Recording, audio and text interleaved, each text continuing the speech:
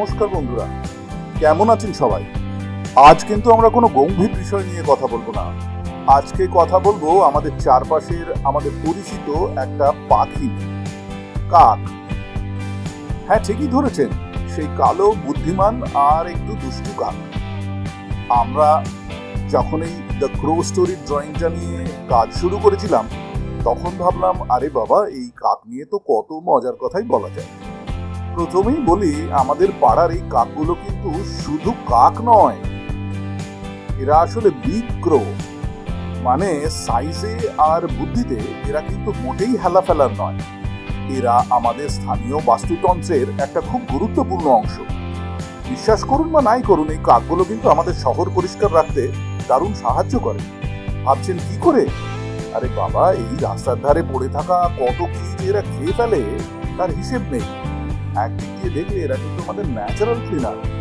আচ্ছা, কাক বললেই কি শুধু একটা কালো পাখি মনে আসে? আসলে কর্ভাস পরিবারে কাকের কিন্তু অনেক ভ্যারিয়েন্ট আছে। মানে ধরুন, প্রায় 40 প্রজাতির কাক আছে সারা বিশ্বে। পৃথিবীর বিভিন্ন প্রান্তে এদের বিভিন্ন রূপে দেখা যায়। আর তাদের বুদ্ধিমত্তা কিন্তু কতই গল্প আমাদের এই কলকাতা অঞ্চলে প্রচলিত আছে। এই অঞ্চলের কাকগুলো, বিশেষ করে আমাদের এই স্থানীয় কাকগুলো, কিন্তু তাদের মধ্যে অন্যতম স্মার্ট। এদের বুদ্ধি দেখলে মাঝে মাঝে অবাক হতে হয়।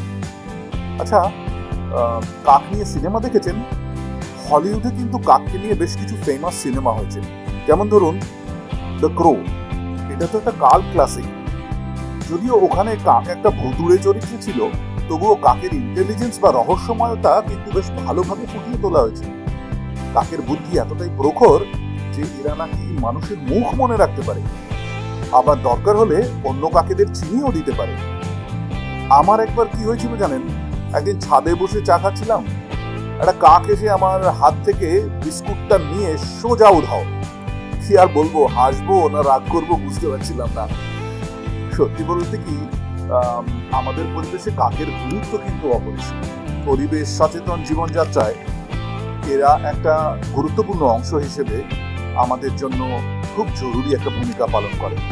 এরা একদিকে যেমন মৃত প্রাণী বা আবর্জনা খেয়ে পরিবেশ পরিষ্কার রাখে, তেমনি অনেক গাছের বীজ ছড়িয়েও বংশবৃদ্ধিতে সাহায্য করে। তাহলে দেখলেন তো, যে কাকটাকে আমরা সারাদিন শুধু কা কা করতে শুনি, সেটা কিন্তু শুধু একটা পাখি নয়, সে আমাদের বাস্তুতন্ত্রের একটা অবিচ্ছেদ্য অংশ। আর তার বুদ্ধিমত্তা আর তার চারিত্রিক বৈশিষ্ট্য কিন্তু সত্যিই অসাধারণ। আচ্ছা, আজ এইটুকুই। কেমন লাগলো আমার এই কাক কাহিনী অতি অবশ্যই কমেন্ট করে জানাবেন। ভালো লাগলে একটা লাইক আর সাবস্ক্রাইব করতে ভুলবেন না কিন্তু। আবার দেখা হবে পরের ভিডিও।